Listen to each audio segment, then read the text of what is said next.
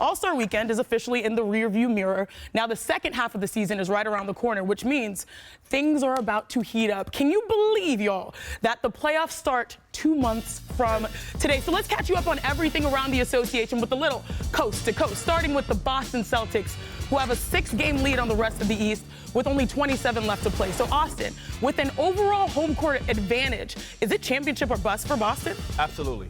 When you talk about this roster outside of Denver, they are the best put together starting lineup in basketball.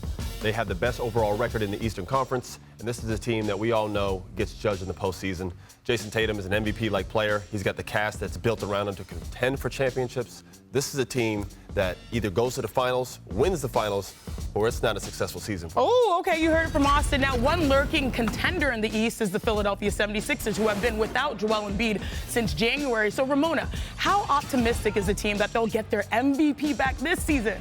There is an optimism in Philadelphia that Joel Embiid can return at some point during the regular season, at least close enough to the playoffs to get his rhythm heading into the playoffs. But they don't want to put any time frame on it until he starts ramping up. But I'm told he went to practice today, he got there early, assumed everything was in the morning, but the team's not practicing till later in the day. So his enthusiasm is there. Hey, that's good. That's really good. Let's switch, though, to the West, where the Wolves hold the top spot, but only 3 games separate them from the defending champs in 4th. So, Zach, what team most needs the #1 seed April 20th?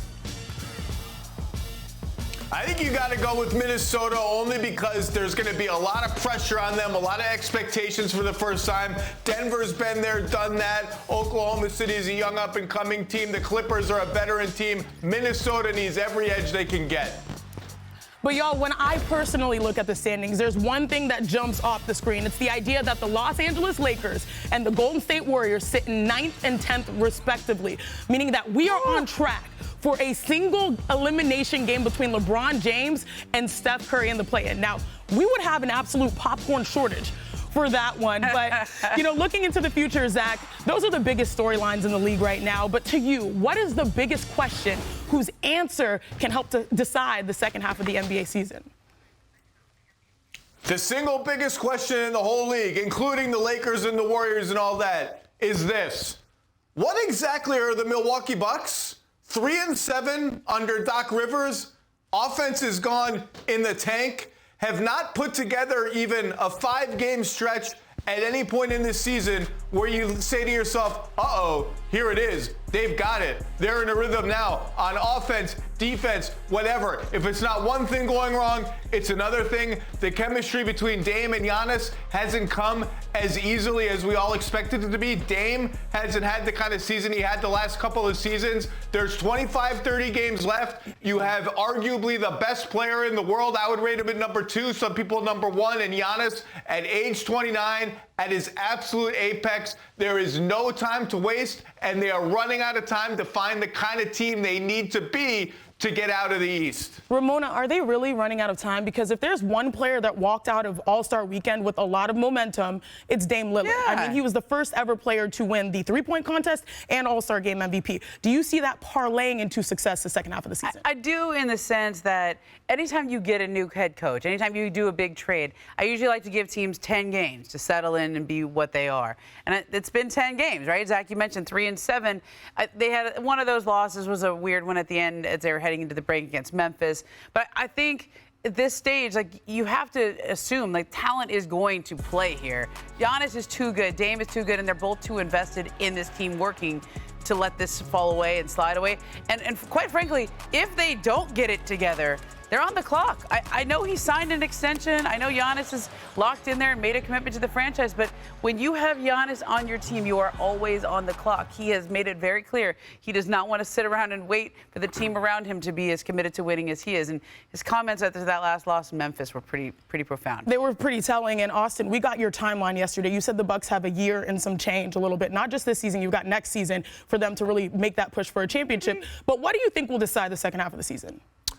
I mean, if we're talking about what I'm into, I want to see the race between the Lakers and the Warriors. And I don't want a play-in game between them. I want them both to be in the playoffs. I mean, imagine turning on the playoffs and not having Stephen Curry or LeBron James in it. It doesn't even sound realistic. These are the two guys who have carried the torch for us in the NBA, our two brightest stars that we have in our modern-day era. And both of their teams are playing better basketball. And before the season started, we're talked about as contending teams or teams that could possibly contend. And we have obviously seen both of these teams play short. Look, we're going to talk about both those teams all season long, but the teams that I want to see if they're for real, and everybody, I mean, who are the two teams leading the Western Conference? The Bucks are this team. They've had 10, but you understand this? It's 10 games, dog. Yeah, and it took a while for James Harden to figure it out for the Clippers. It's going to take a minute. I'm not saying there's no pressure with the Bucks. It's not a free year. You don't have a player like Giannis and Dame and that roster that they have, and even you add Doc as a coach. Like, that team has to contend. It should be them in Boston in the conference finals. That's what it's supposed to be. It should be, but the teams leading the Western Conference are the Minnesota Timberwolves and the Oklahoma City Thunder. Yeah. I know, surprise there. Two teams that have young superstars, MVP candidate and Shai Gilgeous-Alexander, and I think, can they hold on? Are they going to stay in those two spots right there? We're all talking about them, and the Denver Nuggets defending champs, the Clippers are coming, but is Anthony Edwards ready for this? Like, is Shai ready for this? Because if they go in as 1-2 in the Western Conference, these young teams that are here before anybody expected them to be, the pressure is on these young teams. And that Thunder team, I'll tell you, they remind me a lot of the Thunder team from about 10 years ago. Kevin Durant, Russell Westbrook, James Harden. They got there to the playoffs. They played the Lakers, and Kobe Bryant said to those guys afterwards, I'm glad we got you this year because I'm not sure how much longer we're going to be able to beat you guys. To me, they're totally different situations in terms of pressure and expectations. For the Thunder, yeah, they have an MVP candidate in his prime, but this is all gravy right now. To be this good, this young, with this many extra draft picks to throw at people, this is fantastic. The Wolves, Karl Anthony Towns is right in his prime, has not won a playoff series. Rudy Gobert is 30-ish. They traded $1 million draft picks to get him. They got to win right now, and they are starting to realize, I think, in the entire history of this franchise, with maybe the exception of one Garnett season, they have not faced the kind of expectations and pressure they're going to face as a top 3 seed in the playoffs. Man, if they go down 1-0, it's going to get loud real fast in Minnesota. This team has got to make a deep playoff run. But, Zach, you started off by mentioning the Los Angeles Clippers. How did you guys not mention them? I mean, to me, this is the team of the second half of the season. Yeah. Will the Clippers finally make their first NBA Finals and win it all? That's what this city that we're in really cares about. Will they finally emerge outside of the Lakers' shadow? And if you look at the numbers, Kawhi Leonard, he has played in 48 out of 54 games. That's what you need. They've got 6 players in double figures. They are battle-tested with their coach in Ty Lue. They have a new arena, and they need butts in seats, and a championship will really bring that. So I'm looking at the rest of the field. Yes, those young gunners out west, the Thunder, the Timberwolves, they will have a little bit of a wiggle room to win a championship based on the young stars. But right now with Kawhi, James Harden, Paul George, why not the Clippers? I mean, I think the Clippers have to be seen as the co-favorites in the West along with the Denver Nuggets. I think they're that good, and the way the fit has gone with James Harden since he's really been given the ball has been tremendous. But the thing with the Clippers, they've been here since 2019 when they went and got Paul George and Kawhi Leonard, and they've been in this position. They got to the conference finals one year. Kawhi was hurt, but I think until they do it, they're in a prove me right stage too, because I think they've had that talent there for 5 years now. Yeah, I'm in agreement. This is a team that's built right now to win. Yeah. All these guys are at the back end of their prime as well. We talk about timeline and with other teams. This team is a win now team. They've put it together. We were very hard on this team early on, but they have figured out a groove. James has been unbelievable for the Clippers. He's put them as a team that was good to being a contending team. That's James Harden. So the system is working. Uno. Yeah, he's doing his stuff out there. Got to give the flowers due. You know what I mean? They are the team that I think, other than Denver, could come out the West. Yeah. Yeah, it's true. I mean, you said the system. That was funny. That was cheeky right there. For me, I'm looking forward to the Clippers to emerge out of the Lakers' shadow. All right, let's have some fun. Let's play a round of chop it or drop it. You want to talk it, you chop it. You want to skip it, we drop it. But this time, we are going with a sound bite. Is that good with everybody? Okay. All right, let's get into it. First up, Damian Lillard gave us his dream starting 5. If you could create your own starting 5, what's your team? It would be me, LeBron, Steph, Kevin Durant, and I'm going to go with Bam Adebayo.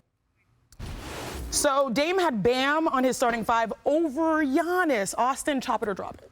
You can chop it.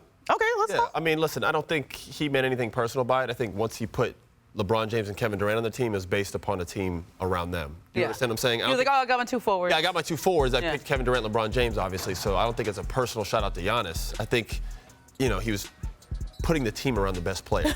Come on, man. I don't know who the interviewer was. It looked like right now. It wasn't like anyone put him up to it. Look, Come on. Look, you're picking positionally, all right? Next, let's go to Giannis. Then Giannis was on the mic as well this weekend. Take a listen. Oh, man. I just, in general, do not watch basketball. So stats, highlights, how people play, I have no idea. And I love it, you know?